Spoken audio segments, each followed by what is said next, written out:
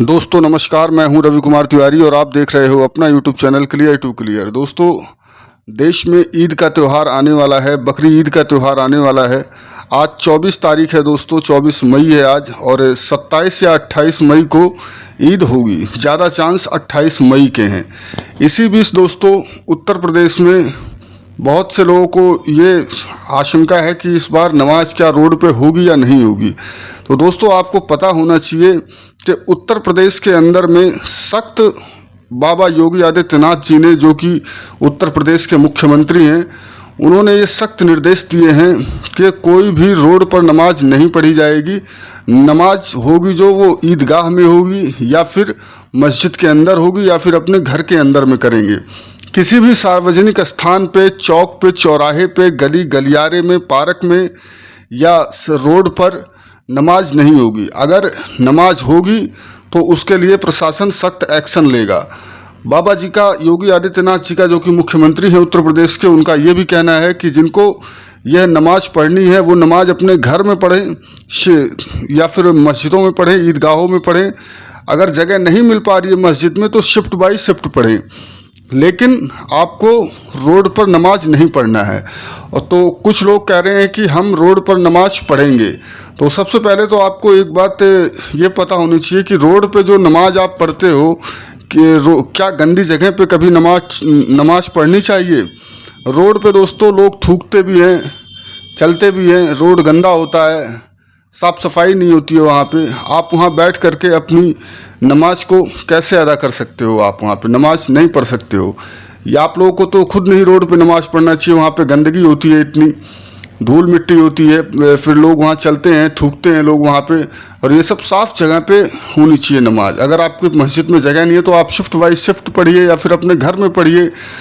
अब कुछ लोग कहते हैं कि नहीं हम पढ़ेंगे। अगर आप पढ़ोगे तो बाबा जी का, जो कि योगी आदित्यनाथ उत्तर प्रदेश के मुख्यमंत्री हैं, उनका साफ कहना है कि अगर कोई पालन नहीं करेगा, नियमों का उल्लंघन करेगा, तो उसके लिए प्रशासन सख्त एक्शन लेगा। और ये लोग नमाज को लेकर के, जो लोग इतने ज़्यादा कतराए हुए हैं, इतने ज़्यादा टेंशन में हैं जो लोग, इनकी दोस्तों आप ये देखिए कि जब आज से 1 साल पहले जब पहलगाम हमला हुआ था, जिस टाइम पे 26 भारतीयों को, भारतीय तो थे ही लेकिन हिंदू थे, 26 लोगों को मार दिया गया था उनको पहलगाम में, जम्मू कश्मीर में घटना में। तो इन लोगों की बोलती नहीं निकलती थी, ये लोग चुप रहते थे। आज ये ईरान खमनोई को लेकर के कितने सख्त एक्शन में हैं। तो ये वही लोग हैं दोस्तों।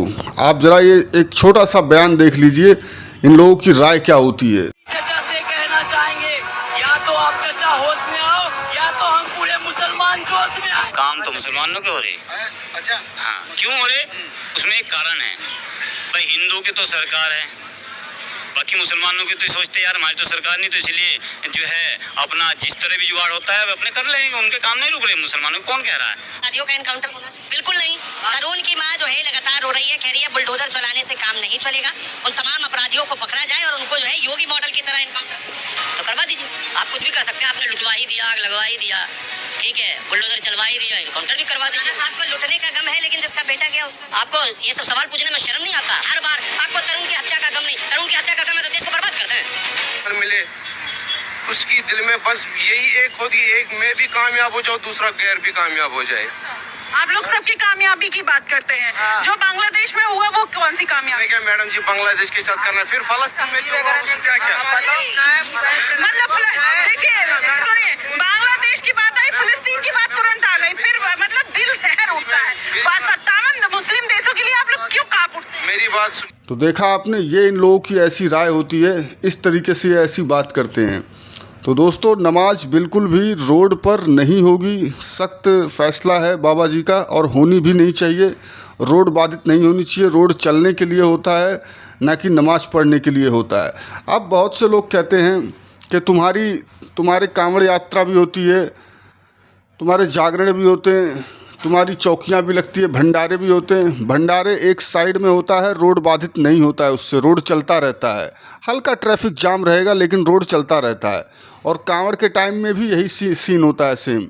हल्की सी एक लाइन कांवड़ियों को दे दी जाती है, इसके बाद जो है पूरा रास्ता चलता रहता है। लेकिन नमाजियों का क्या है, ये पूरे रास्ते को ब्लॉक कर देते हैं और फिर इसके बाद में वहाँ वज़ू करते हैं, फिर आराम से नमाज़ पढ़ते हैं, फिर उठते हैं, गले मिलते हैं, फिर ये लोग जाते हैं।